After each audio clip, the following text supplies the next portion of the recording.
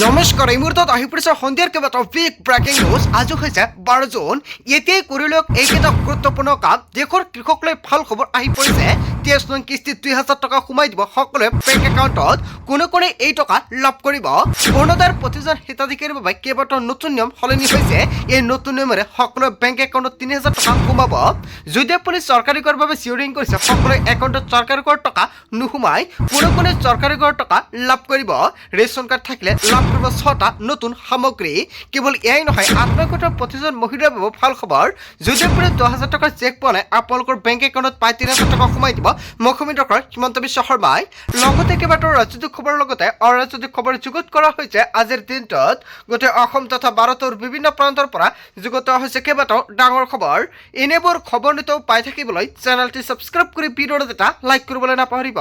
আজিৰ আমাৰ প্ৰথম ৰকমেৰ গুৰুত্বপূৰ্ণ খবৰ হৈছে অসমবাসীৰ বাবে এটা ডাঙৰ খবৰ। PM কিষাণৰ হিতাধিকাৰীৰ বাবে ডাঙৰ খবৰ আহি পৰিছে। আঁচনিৰ অধীনত ধন লাভ কৰা সকলৰ বাবে জৰুৰী নিৰ্দেশনা। যদি আপুনি PM কিষাণৰ টকা পাই আছে, তেনে ক্ষেত্ৰত আজিৰ ভিডিঅ'টো আপোনাৰ বাবে অত্যন্ত গুৰুত্বপূৰ্ণ হ'ব আৰু লগতে সকলোকে শ্বেয়াৰ কৰি জনাই দিব। PM কিষাণৰ 22 নং কিস্তিৰ ধন লাভ কৰা সকলোৱে বিশেষ জাননী। যদি আপুনি 22 নং কিস্তিৰ টকা পাইছে, তেনে ক্ষেত্ৰত এইকেইটা গুৰুত্বপূৰ্ণ কাম আপুনি কৰিব লাগিব। 23 নং কিস্তিৰ ধন লাভ কৰিবলৈ শীঘ্ৰ কৰক এইকেইটা গুৰুত্বপূৰ্ণ কাম, অন্যথা আপোনাৰ বেংক একাউণ্টত 23 নং কিস্তিৰ 2000 টকা নাপাব। শীঘ্ৰে ইকেৱাইচি নকৰিলে নাপাব পৰৱৰ্তী কিস্তিৰ ধনৰাশি। কেইবাখনো জিলা কৃষি বিষয়াৰ কাৰ্যালয়ে জাৰি কৰিছে এই নতুনকৈ জাননী। সময়মতে ইকেৱাইচি সম্পূৰ্ণ নকৰিলে বঞ্চিত হ'ব পৰৱৰ্তী কিস্তিৰ ধন লাভৰ পৰা। আপোনাৰ নিকটতম CSC কেন্দ্ৰলৈ গৈও আপোনালোকে কৰিব পাৰিব ইকেৱাইচি। সম্পূৰ্ণ কৰাসকলে কৰিব লাগিব এই কাম। হয়, এটা ডাঙৰ খবৰ আহি পৰিছে। যদি আপুনি পূৰ্বে সম্পূৰ্ণ কৰিছে, তেনে ক্ষেত্ৰত পুনৰ আপুনি এই কাম কৰিব নালাগে। যিসকল হিতাধিকাৰীয়ে আগতে ইকেৱাইচি কৰা নাছিলে, আজি কৰক ইকেৱাইচি, অন্যথা আপোনাৰ বেংক একাউণ্টত 2000 টকা নাপাব। অধিক জানিবলৈ জিলা কৃষি বিষয়াৰ কাৰ্যালয়ৰ সৈতে আপোনালোকে যোগাযোগ কৰক আৰু তাৰ বাবে আহ্বান জনোৱা হৈছে। কৃষি উন্নয়ন বিষয়া, কৃষি সম্প্ৰসাৰণ সহায়ক আৰু কৃষি সখীৰ সৈতে কৰিব পাৰে যোগাযোগ। সবিশেষ জানিবলৈ PM কিষাণৰ তালিকাত আপোনাৰ নাম অন্তৰ্ভুক্ত হৈ আছে নেকি? ইকেৱাইচি লেণ্ড শেয়াৰিং আধাৰ কাৰ্ডৰ লগত বেংক একাউণ্ট লিংক তিনিটাই যদি ইয়েছ বুলি দেখুৱাইছে, তেনে ক্ষেত্ৰত আপোনালোকৰ একো কৰিব নালাগে। যদি আপোনাৰ ইয়েছ নাই, আপোনাৰ ক্ৰছ বুলি দেখুৱাইছে, তেনে ক্ষেত্ৰত আপুনি সেইটো কাম কৰিব লাগিব। আৰু সবিশেষ জানিবলৈ ক'ত গৈ যোগাযোগ কৰিব লাগিব নিশ্চয় সম্পূৰ্ণকৈ জানিলে আজিৰ ভিডিঅ'ত যিমান পাৰে সকলোকে শ্বেয়াৰ কৰি জনাই দিব। তাৰ পিছত অসমবাসী ৰাজক জনাইছোঁ আমাৰ পৰৱৰ্তী অসমবাসী গুৰুত্বপূৰ্ণ খবৰ, লগতে এটা ডাঙৰ খবৰ। প্ৰধানমন্ত্ৰী আৱাস যোজনাৰ ঘৰৰ আবেদন কৰা হিতাধিকাৰীলৈ ডাঙৰ খবৰ আহি পৰিছে। আপুনি প্ৰধানমন্ত্ৰী আৱাস যোজনাৰ বাবে নতুনকৈ আবেদন কৰিছিল নেকি? চৰকাৰী ঘৰৰ বাবে আবেদন কৰিছিল যদি, তেনে ক্ষেত্ৰত ভিডিঅ'টো সম্পূৰ্ণকৈ চাওক। আবেদন কৰিছিল যদি তালিকাত চাওক আপোনাৰ নাম আছেনে? প্ৰধানমন্ত্ৰী আৱাস যোজনাৰ ঘৰৰ আবেদনকাৰী কৰা প্ৰতিজন হিতাধিকাৰীৰ বাবে ভাল খবৰ আহি পৰিছে। ঘৰ লাভ কৰা তালিকা প্ৰকাশ কৰিছে কেন্দ্ৰীয় চৰকাৰৰ ফালৰ পৰা। যদি আপুনি চৰকাৰী ঘৰৰ বাবে আবেদন কৰিছিলে, এখন নতুন তালিকা প্ৰস্তুত কৰা হৈছে। তালিকাত নাম চাবলৈ কি কৰিব লাগিব? আপুনি হাতত থকা মোবাইল ফোনতে আপুনি চাব পাৰিব নিজৰ নাম। pmuig.nic.in ৱেবছাইটটো প্ৰথমতে আপুনি খোলক আৰু ৱেবছাইটটো খোল খোৱাৰ পিছত ষ্টেক হোল্ডাৰ অপশ্যনটোত ক্লিক কৰক আৰু তাৰপিছত IAY by PMUIG বেনিফিচিয়াৰী অপশ্যনত ক্লিক কৰক। ইয়াৰ পিছতে আপোনাৰ ৰেজিষ্ট্ৰেশ্যন নম্বৰটো ছাবমিট কৰিব লাগিব। ৰেজিষ্ট্ৰেশ্যন নম্বৰটো নাথাকিলে আপুনি নতুনকৈ ৰেজিষ্ট্ৰেশ্যন কৰিব লাগিব। একেবাৰে শেষত আপোনাৰ ৰাজ্য, জিলা, ব্লক আৰু পঞ্চায়ত আপুনি বাছনি কৰক আৰু BPL নম্বৰ সন্নিৱিষ্ট কৰাৰ পিছতে ওলাব আপোনাৰ নাম তালিকাত নাম নাহিলে আপোনালোকে শীঘ্ৰ কৰক আবেদন। যদি আপুনি চৰকাৰী ঘৰৰ বাবে আবেদন কৰিছিলে, নিশ্চয় তালিকাত আপোনাৰ নাম অন্তৰ্ভুক্ত হৈ আছে আৰু তালিকাত নাম থাকিলে আপোনাৰ বেংক একাউণ্টত চৰকাৰী ঘৰ নিশ্চয় প্ৰথম কিছু টকা সোমাইছে। কিয়নো 220 কোটি টকা চৰকাৰে নতুনকৈ ৰিলিজ কৰিছে চৰকাৰী ঘৰ প্ৰথম কিছু টকা, আৰু চৰকাৰৰ হাতত আন এটা নতুন তালিকা প্ৰস্তুত হৈ আছে। যিসকলে জিঅ'টিং কৰিছিল সেইসকল হিতাধিকাৰীৰ নতুন তালিকা প্ৰস্তুত হৈ আছে আৰু জিঅ'টিং কৰা হিতাধিকাৰীৰ এতিয়ালৈকে চৰকাৰী ঘৰৰ প্ৰথম কিছু টকা ৰিলিজ কৰা নাই আৰু আগষ্টৰ পিছত সেইসকল হিতাধিকাৰীৰ একাউণ্টত প্ৰথম কিছু টকা ৰিলিজ কৰিব। যদি আপোনাৰ তালিকাত নাম নাই, তেন্তে আপুনি কি কৰিব? দৰ্শন নথিপত্ৰৰ জৰিয়তে কৰিব পাৰিব আবেদন চৰকাৰী ঘৰৰ বাবে। পান কাৰ্ড, আয়ৰ প্ৰমাণপত্ৰ, ঠিকনা, ৰেচন কাৰ্ড, কেৱল এয়াই নহয়, আধাৰ কাৰ্ড প্ৰয়োজন হ'ব, bank account, mobile number, voter ID আৰু পাছপোৰ্ট চাইজ ফটো, লগতে প্ৰয়োজন হ'ব আপোনাৰ এটা জব কাৰ্ডৰ। এইসমূহ নথিৰে চৰকাৰী ঘৰৰ বাবে আবেদন কৰিব পাৰিব আপুনি। প্ৰধানমন্ত্ৰী আৱাস যোজনাৰ ঘৰৰ বাবে যদি আপুনি আবেদন কৰিছিল, তালিকাত নাম অহা নাই, এইকেইখন নথিপত্ৰৰ জৰিয়তে পুনৰ আপুনি আবেদন কৰক। কেনেকৈ আবেদন কৰিব যদি আপোনালোকৰ ভিডিঅ' লাগে, নিশ্চয় এটা কমেণ্ট কৰি জনাই দিব। নেক্সট ভিডিঅ'ত সম্পূৰ্ণকৈ ষ্টেপ বাই ষ্টেপ দেখুৱাই দিম।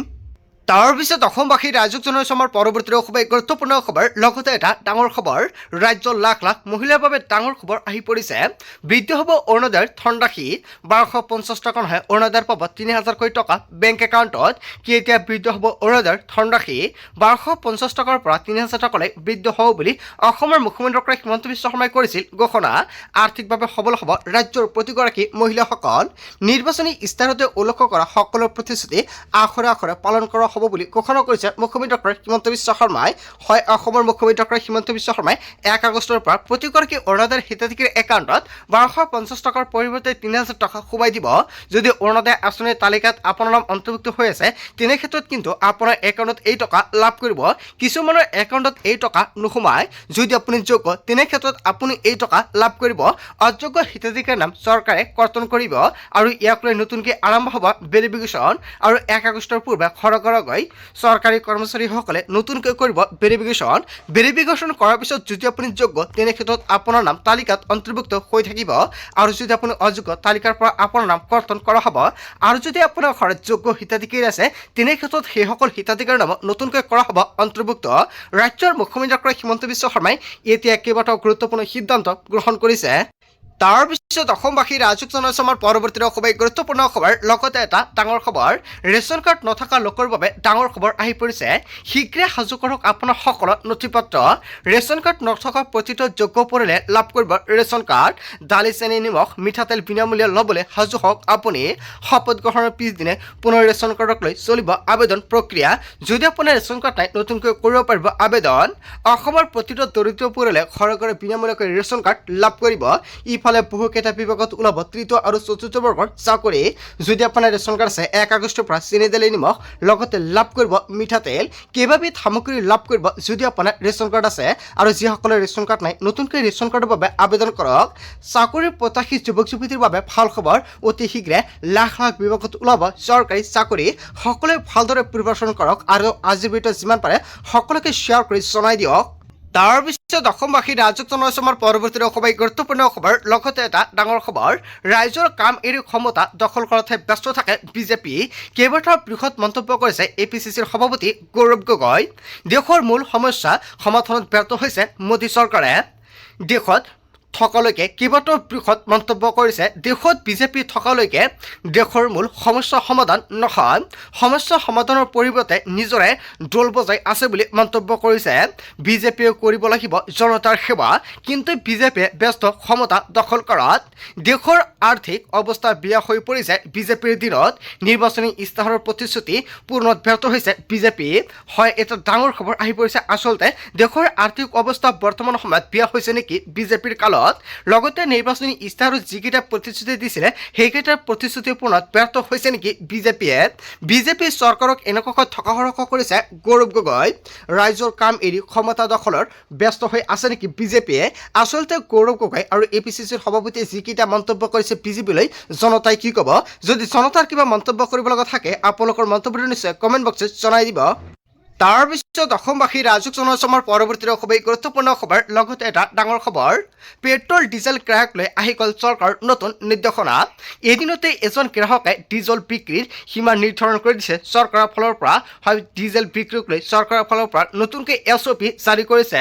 প্ৰতিটো পেট্ৰল ডিজেল পাম্পলৈ নতুনকৈ নিৰ্দেশনা জাৰি কৰা হৈছে। আৰু ইণ্ডাষ্ট্ৰিয়েল আৰু বাণিজ্যিক উপভোক্তাক পেট্ৰল ডিজেলৰ বিক্ৰীত নিষেধাজ্ঞা আৰোপ কৰিছে। অনুমোদিত ব্লক আৰু ছাপ্লাই পইণ্টৰ পৰাহে ক্ৰয় কৰিব পাৰিব পেট্ৰল আৰু ডিজেলৰ। আৰু এদিনত এজন সাধাৰণ গ্ৰাহকে ইচ্ছা অনুসৰি ক্ৰয় কৰিব নোৱাৰিব ডিজেল। আৰু এদিনত এজন গ্ৰাহকে মাত্ৰ 200 লিটাৰ ডিজেলহে ক্ৰয় কৰিব পাৰিব। আৰু এজন গ্ৰাহকক এদিনত 200 লিটাৰ অধিক ডিজেল বিক্ৰীত নিষেধাজ্ঞা আৰোপ কৰা হৈছে। প্ৰতিটো ডিজেল পাম্পে মানিব লাগিব চৰকাৰৰ এই নিৰ্দেশনা। বাণিজ্যিক আৰু ঔদ্যোগিক গ্ৰাহকে খুচুৰা পেট্ৰল পাম্পত নাপাব তেল। আৰু ব্লক ছাপ্লাই পইণ্টৰ পৰাহে বাণিজ্যিক আৰু উদ্যোগিক গ্ৰাহকে পাব তেলসমূহ। আৰু সাধাৰণ জনতাক আতংকিত নহ'বলৈ অনুৰোধ জনাইছে কেন্দ্ৰীয় চৰকাৰৰ ফালৰ পৰা। পেট্ৰল ডিজেলৰ উপলব্ধতা সুনিশ্চিত কৰিবলৈ চৰকাৰৰ ফালৰ পৰা এই পদক্ষেপ গ্ৰহণ কৰিছে। পেট্ৰল ডিজেল ক্ৰয়ক লৈ আহি গ'ল কঠোৰ নিৰ্দেশনা। তাৰ পিছত অসমবাসী ৰাইজক জনাইছোঁ আমাৰ পৰৱৰ্তী খুবেই গুৰুত্বপূৰ্ণ খবৰ। লগতে এটা ডাঙৰ খবৰ, উত্তপ্ত হ'ব পাৰে ভাৰত বাংলাদেশ সীমান্তৰ পৰিস্থিতি। ভাৰত বাংলাদেশ সীমান্তত প্ৰতিবাদ ঘোষণা কৰিছে বাংলাদেশী দলৰ।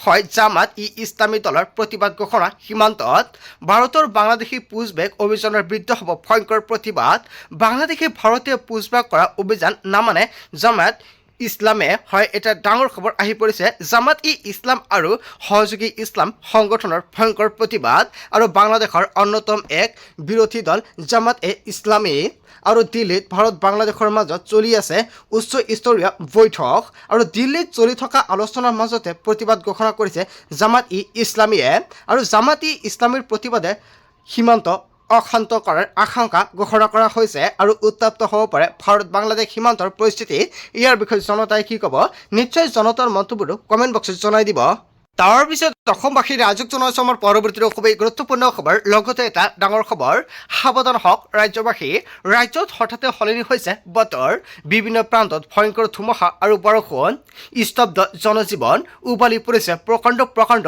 গজ্জবাহ 14 জুন পৰ্যন্ত অসমত হ'ব প্ৰচণ্ড ধুমুহা আৰু বৰষুণ বৰ্তমান সময়ত আপোনাৰ অঞ্চলত বতৰৰ পৰিস্থিতি কেনেকুৱা গৰম নে ঠাণ্ডাৰ প্ৰকোপ নিশ্চয় কমেণ্ট বক্সত জনাই দিব জাৰি কৰা হৈছে অৰেঞ্জ এলাৰ্ট বজ্ৰপাত ধুমুহাই নিশা কঁপাব পাৰে ৰাজ্য সাৱধান হৈ থাকিব ৰাজ্যবাসী ৰাতিৰ সময়তে আৰু প্ৰতিখন জিলাতে জাৰি কৰা হৈছে সতৰ্কতা বজ্ৰপাত ধুমুহাই কঁপাব পাৰে ৰাজ্য জৰুৰী কাম নাথাকিলে আপুনি নোলাব বাহিৰলৈ হয় বৰষুণক লৈ এলাৰ্ট জাৰি কৰা হৈছে বন্ধু বান্ধৱীসকল আজিৰ মূল ভিডিঅ'খনত আপোনালোকক এইখিনি সৰু কেইটামান ইনফৰমেশ্যন দিবলগীয়া আছিলে ভিডিঅ'টি ভাল লাগিলে লাইক কমেণ্ট শ্বেয়াৰ কৰি দিয়ক চ' থেংক ইউ ফৰ ৱাচিং ফুল ভিডিঅ'